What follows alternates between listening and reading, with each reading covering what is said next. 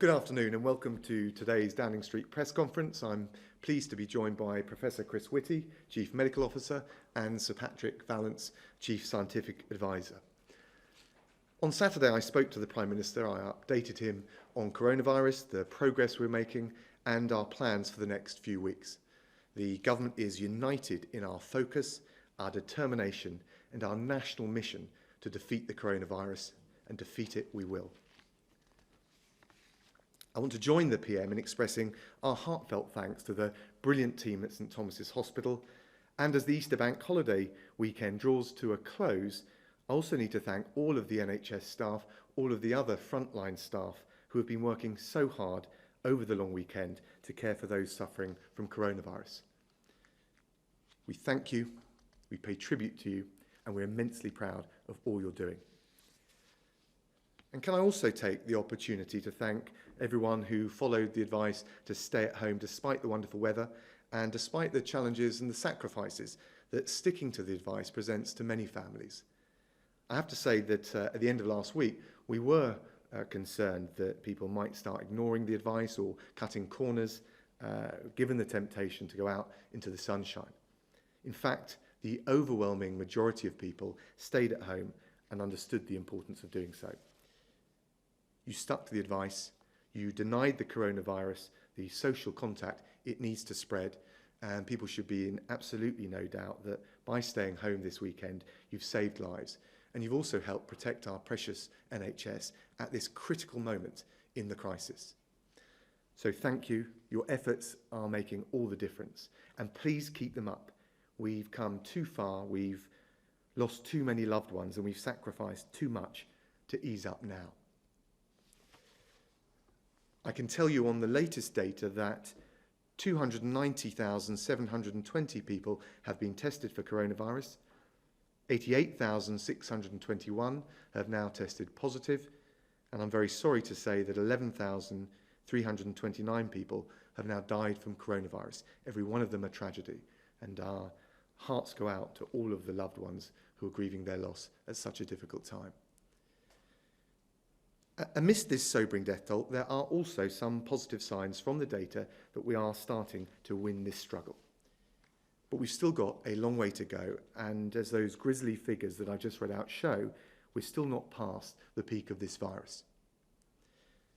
So please, continue to follow the advice, now more than ever, to stay home, save lives, and protect our NHS. This week, SAGE will review the evidence of the effectiveness of the social distancing measures that we've taken, and we will consider their evidence, their assessment based on the evidence at that point. I should say we don't expect to make any changes to the measures currently in place at that point, and we won't until we're confident as we realistically can be, that any such changes can be safely made. In the meantime, the government will continue to redouble all of our efforts to buy and deliver the ventilators so we can treat the most vulnerable in our hospitals, to deliver the masks, the gowns, the other protective equipment, to protect those on the front line in the NHS but also in care homes, and to ramp up testing so that NHS and other key staff can return to the front line just as soon as possible. The Chancellor and the Business Secretary are working round the clock to mitigate the damage that this crisis has undoubtedly done to our economy, getting support to businesses, to workers, and to the most vulnerable in our society. So please, once again, keep following the guidance to stay home, save lives, and protect the NHS. If we let up now, the virus will only take full advantage. It will spread faster, and it will kill more people. If we refuse to give in to it, if we keep up this incredible team effort, we will beat this virus and we will come through this national test. Our plan is working. Please stick with it and we will get through this crisis together. Now I'll hand over to, I think it's Chris, to Patrick to talk us through the data today. Thank you. Thank you, Patrick. First slide, please. Reminder, as the First Secretary has said, the aim is to keep the numbers below NHS capacity to make sure by doing so we save lives. The mobility change on this slide shows what we've done, what we've all done. We've stayed at home more, we've reduced our activity in terms of retail, recreation, transport, and in the workplace with more home working, and of course even reduced the presence in parks. That is having an effect in terms of reducing the transmission in the community. Next slide, please. This slide shows the number of new cases, but, and this is an important thing to understand, of course it's not all the cases. This is the cases that have been tested. There are many more cases that have not been tested. The blue bars show the number of cases that have been tested for medical need, and you can see that even allowing for some vagaries of the numbers of tests being done, that's at least flattened off, and we would expect that to decrease. The orange bars show the number of people who've tested positive who are in critical care workers, including those in the NHS. And I'm pleased to say there's more testing going on there. That's an important part of what is happening to detect more cases and also to be able to tell people who are negative.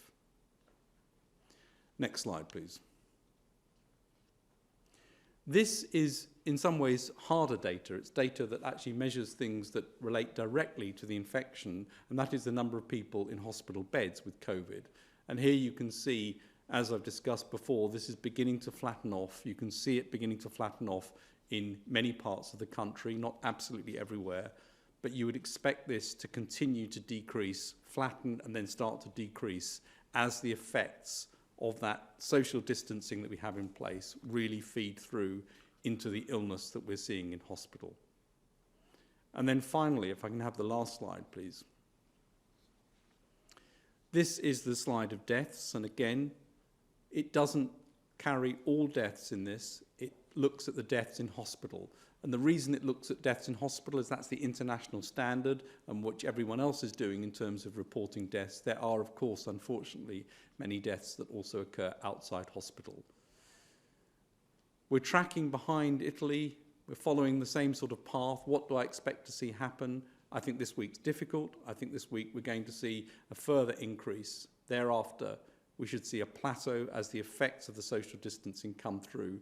That plateau may last for some time and then begin to decrease. That's what we'd expect to see in this very unfortunate death curve. Thank you very much. Thank you, Patrick. David Shupman from the BBC, lead off with the questions. Thank you very much indeed. Two questions, if I may. One to Sir Patrick Vallance. This morning, David Nabarro, the World Health Organization Special Envoy, described the wearing of masks as becoming a social norm. And in America, the Centers for Disease Control have recommended that the American public wear masks as a measure against people who are infected but don't show symptoms passing on the virus. Is it possible that you would change your advice to the British public about wearing masks when they're out of doors? But first, if I may ask a question to the First Secretary, understanding that it's too early to consider relaxing any of the measures, could you share with us any of the specific ideas you're considering within government for how those measures might be relaxed when that time comes? Well, I think it's far too early to talk about that. We're still, as Sir Patrick has explained, going through the peak. We are doing all of the work in government to assess the evidence. We'll be guided by the science and the medical advice that we get. And I think until you've got that evidence, we'd be getting ahead of ourselves. The focus right now, particularly after, I think, the relative success of encouraging people to stay home during the long bank holiday weekend is to keep up that national effort, to keep the social distancing measures in place. And there will come a time in the future where we can talk about relaxation or transition, but we're not there now. In answer to the question about masks, I'm going to answer first the question that you posed as if we saw new evidence, would we change our minds? To which the answer is definitely yes. That's what science does. It looks at new evidence, and we would give new advice if we saw new evidence. As you know, the WHO have stayed with their recommendation around masks. We look at this and update our view from time to time. We're actually looking at it again now. The evidence on masks is much more persuasive for masks stopping you giving it to somebody than it is for you preventing from you catching it. We are continuing to look at new evidence as it emerges, and if there's evidence that looks like we should change our advice, we would do so. David, would you like to come back with a supplementary? Yes, if I may, on the question of masks. I mean, clearly, the growing scientific evidence about asymptomatic transmission, people having the virus without realizing it and passing it on, has convinced the Americans of the need to change policy. Might that happen here? Well, as I said, it might do, because we're looking at evidence all the time. And of course, it's a complicated one because, yes, there do seem to be people who are asymptomatic or pre-symptomatic. By definition, of course, they're not also coughing and doing the things that can spread it. But this is all the data that we're looking at the moment. We have a review ongoing at the moment of the evidence around masks. And if that review concludes that the position should change, we will, of course, make that recommendation. And if it stays the same, we will make that clear as well. Mark McQuillan from ITV. Thank you. First Secretary, you've mentioned the lockdown measures are set to be extended. That's what you've indicated there. Why is there no clear plan as yet as to how we get back to normal once the lockdown is over? But also, why is there still no daily death toll for the number of people who are dying outside of hospital? Well, I'll let Chris talk about how we're measuring the death toll and the different figures. We are working assiduously to make sure that we're ready when the right time comes. But at the moment, the evidence suggests that we're still going through the peak of this crisis, whether that's measured on the death count, the death toll, or some of the other measures that Sir Patrick has talked us through. It's absolutely crucially important that we do not take our eye off the ball or the public's focus on the thing that has been a success so far in relative terms, which is our ability through widespread support for our social distancing measures, to deprive this virus of the means to spread. It is critically important, and I think a lot of people listening to this at home would understand that as we're going through the peak of the crisis with the death toll at the level it's at and increasing, we're absolutely keen to make sure, we're absolutely determined to keep our eye on the ball and our focus on what will save lives, which is people staying at home and protecting the NHS in that way. I don't know, Chris, whether you want to say anything further, or Patrick, on the point about social care homes and NHS deaths. Well, so in terms of death, so the question was, why do we not measuring death toll outside hospitals? And the answer is we are. So there are two separate bits of information that come out, but they come out at different times. The first, which is what we show here and can update on a daily basis, is deaths in hospital. And we're able to get those data relatively fast, and they're proven cases. We know that they actually have COVID-19 from testing. And then the second area of data, which is usually delayed by some days, trying to shorten that period, is the ONS data. And that covers all the people who have COVID as a diagnosis on their death certificate, irrespective of where they have actually sadly died.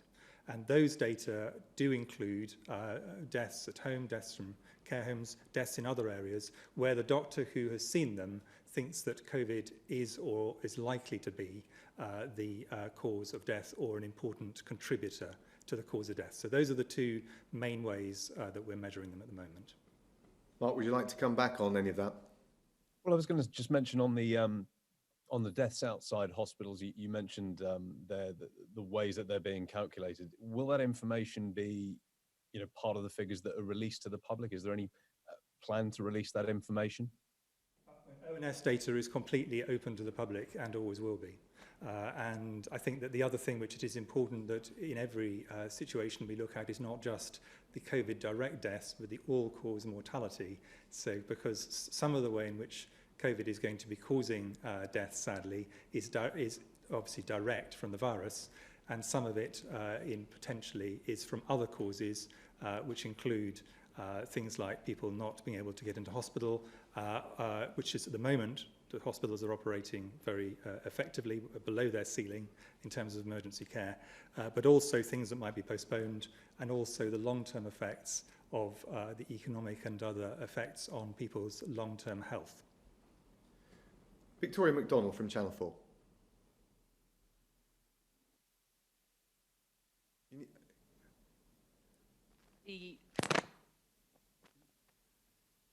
being properly recorded, that we may actually never know the true extent, where you might have people putting pneumonia when it is COVID-19.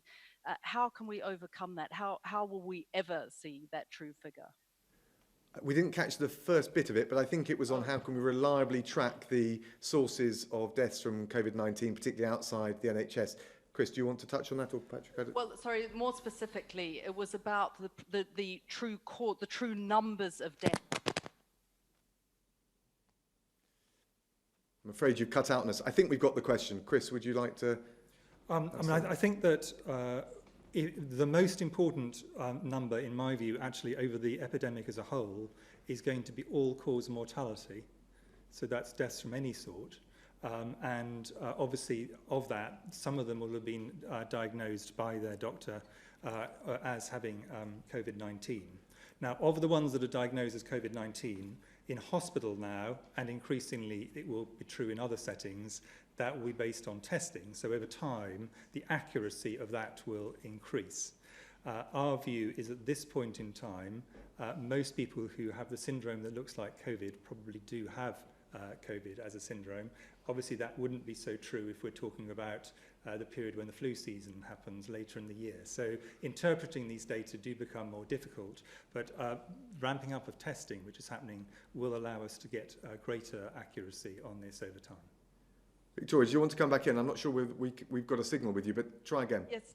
Do you, I hope you can hear me. I was very specifically talking about deaths in care homes, because there is some concern that, especially if a doctor can't get into that care home, that they are not being recorded properly.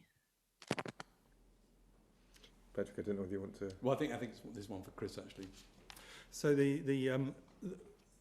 obviously everybody who sadly dies the doctor will make an assessment based on her or his view about what the cause of death is. That's what the death certificate says in all cases, and doctors take it very seriously and try to make sure that they get as much information to give accurate data. Now, one of the things we want to do is to extend the amount of testing of people in care homes as the ability to test ramps up over the next few weeks. Because clearly, care homes are one of the areas where there are large numbers of vulnerable people, and that is an area of risk, and therefore we would very much would like to have much more extensive testing in that setting, and that will help with this. Andy Sparrow from The Guardian. Hello, I've got a question for Sir Patrick and a question for the First Secretary, please. Sir Patrick, you said in your opening statement that when the death toll peaks, there will be a plateau and that will carry on, you said, for some time. Can you explain a bit more what you mean by some time? Are you talking days? Are you talking weeks? Could that plateau last for over a month? And First Secretary, on the issue of PPP, when the Home Secretary was asked about this at the weekend, a lot of people weren't very happy when she was asked to apologise for failings with PPP, and she said she'd apologise if people felt there had been failings. Isn't it clear now that there has been a problem, not just with distribution, but with supply? And why can't ministers just apologise for that? Look, we understand the importance of getting the PPE to the front line, whether it's in care homes or the NHS. We're trying to give not just the staff on the front line the equipment, but the reassurance they need. I think the strongest reassurance, practical reassurance that they will want and that we can give them is that over the bank holiday weekend, over 16 million PPE items were delivered, and we're straining every sinew to roll them out even further and faster. Patrick, do you want to? Yes. So if you look at the effect on number of cases in the community, you'd expect the measures that have been put in place to cause quite a sharp decrease. Unfortunately, with the deaths, there's not only a delay, but we would expect there to be a much more gradual decrease from the peak time there, and we'd expect there to be a bit of a plateau. If you look what's happened in other countries, that's what they've seen. That's what we'd expect. You'd expect that to go on for 2 or 3 weeks, but I can't be absolutely sure on the time of that. Would you like to follow up there, Andy?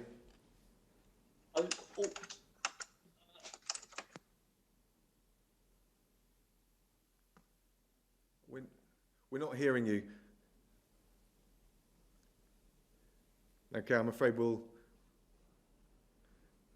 have to move on to Martin Brown from the Daily Express.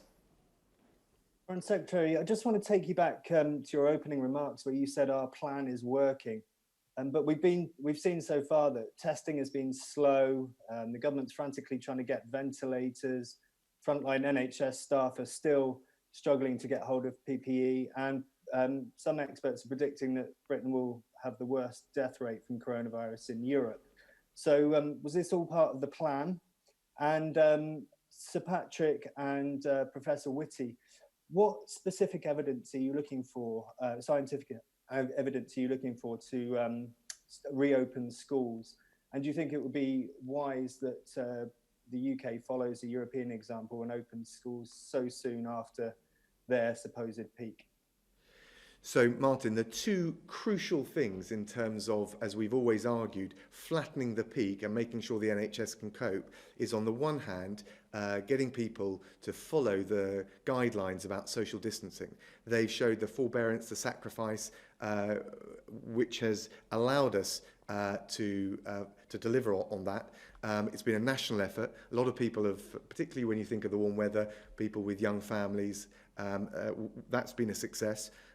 In terms of delivering on that side of things, and that has helped limit the spread. I know it's difficult when you look at the death toll and those figures, but we are seeing signs of tentative signs of a flattening out, and that was the original plan. The second thing is making sure that the NHS has got the capacity, indeed some headroom, whether it's critical care beds or the ventilators that can support those who need it. And on those two key aspects, and I'm not saying there haven't been challenges right across the range of different things that we've got to achieve, but on those two critical aspects, actually we've got ourselves into a good place, and so the key thing is to keep delivering on that plan.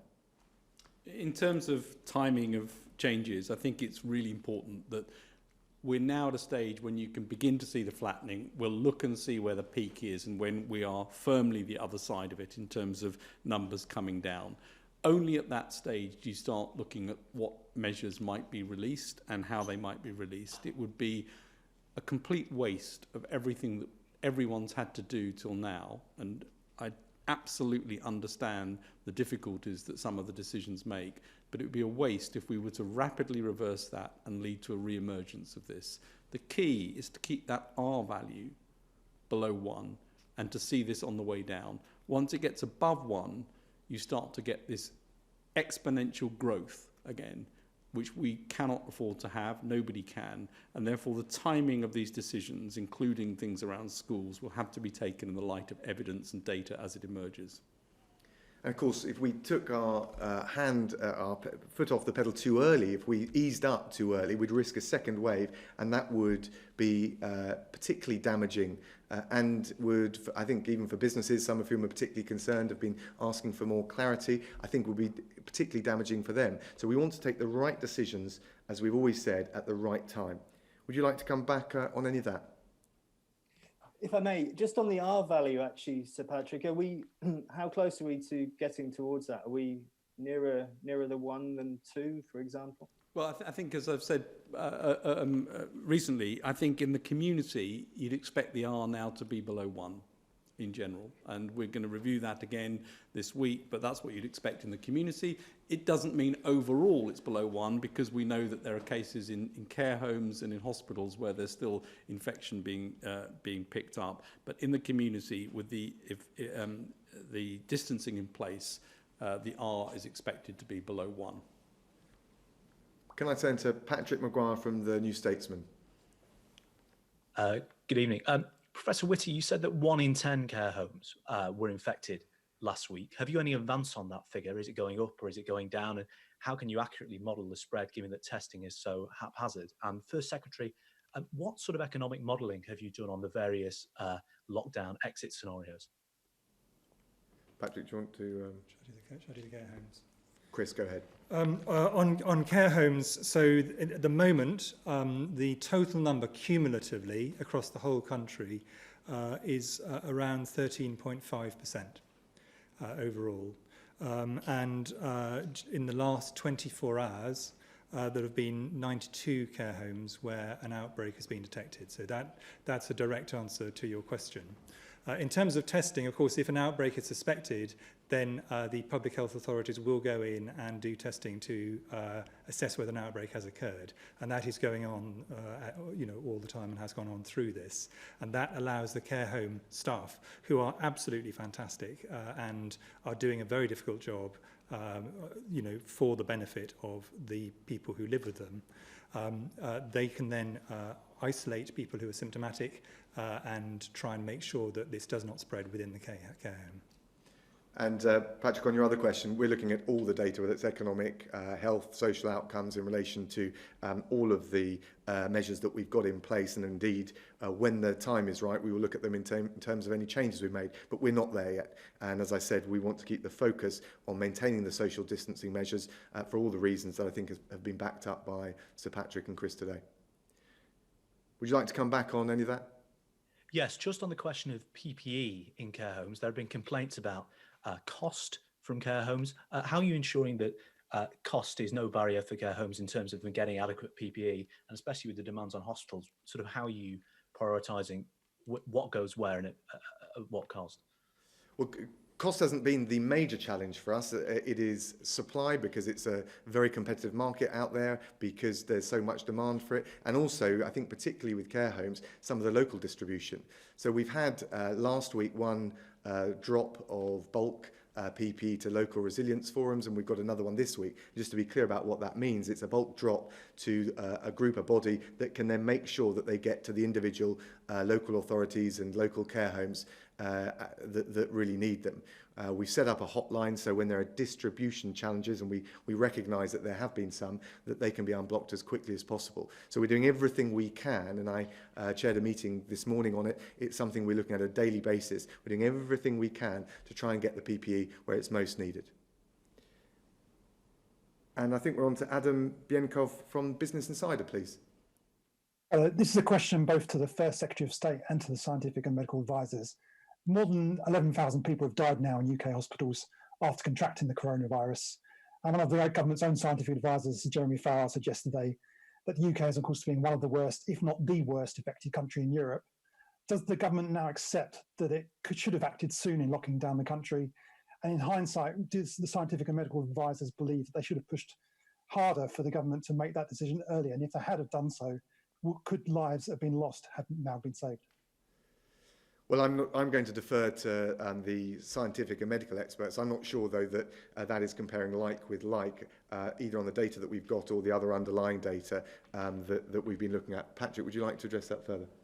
The aim all along, and clearly Sir Jeremy Farrar has been part of the group, has been to get the numbers down, make sure that we keep the numbers below NHS capacity, and ensure, therefore, that the NHS can function. And that has been an absolute aim in this.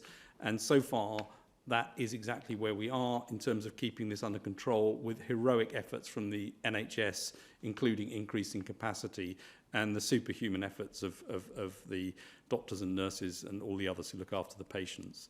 The direct comparison around things, I think we need to wait and see how things evolve. There's a long way to go yet in this disease. It's still a new disease. It still hasn't spread everywhere across the world. It still hasn't actually been allowed to be released from places that have got locked down. So I think we've got a lot yet to see in terms of where this ends up. Clearly, it's going to be very important that we concentrate on things like vaccine and therapeutics to get there. I think the measures that we've got in place are holding it in the right position in terms of keeping numbers down and NHS capacity at the moment. Adam, did you want to come back on any of that? Yes, well, I accept that you cannot always make direct comparisons between countries. I think if you look at some of the countries that acted much sooner than the UK, South Korea in particular, only had a fraction of the deaths that we've seen in the UK. Isn't it clear that had we acted sooner, days or even weeks earlier than we did, that it would have made a difference in terms of lives lost? I don't think it is clear. I don't think those comparisons are like for like, because of A, where we are on the curve, as Sir Patrick has mentioned, but also the individual circumstance in those countries. But we will continue to monitor, and we do monitor what's going on in other countries, and make sure we feed that into what we're doing here. Patrick, I don't know if there's anything else you'd add to that. No, I think it's very difficult to make those comparisons, and as I say, we'll be able to look and see this in due course. I think there's a lot to learn from other countries in terms of what we need to do, and we're definitely looking very closely at other countries in terms of how they think about release of lockdown measures. Thanks, Adam. Thank you all very much.